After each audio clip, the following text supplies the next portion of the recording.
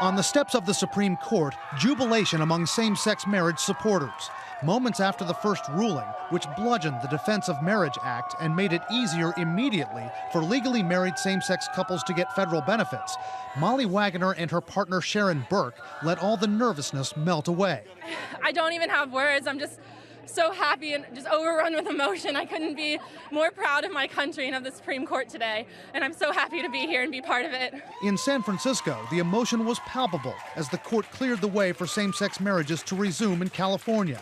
Advocates cheering, crying, even planning, like Luis Casillas and Crispin Hollings. We'll soon have marriage here in California. I'm confident of that, and we've already picked a date. Yeah, we did. Back in D.C., Andres Gaviota and Guillermo Rodriguez had a similar idea. And this law opens the possibility of me making a life with him together. What do we have? Equality! When did we get it? Yeah!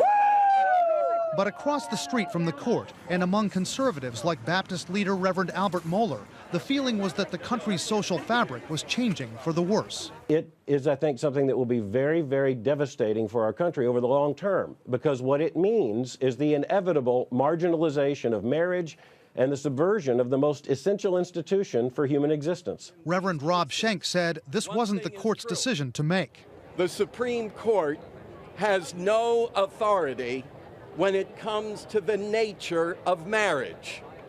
That authority belongs to the Creator. On both sides, emotions had been building toward this single day, this pair of rulings, for months.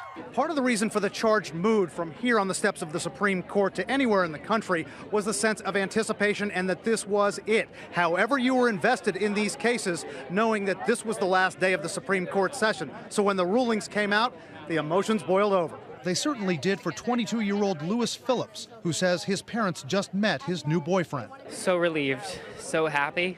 I was just on the phone with my parents, and I was actually almost just brought to tears about 5 minutes ago, so very, very happy. What is it that gets you emotional? Just think about how many more people are happy now than they were an hour ago. That simple thought. Lewis says he hopes the momentum will continue not only domestically in the United States with more changes in the more than 30 states that still don't allow same-sex marriage, but also globally as well. Wolf. Ryan Todd over at the Supreme Court, thank you.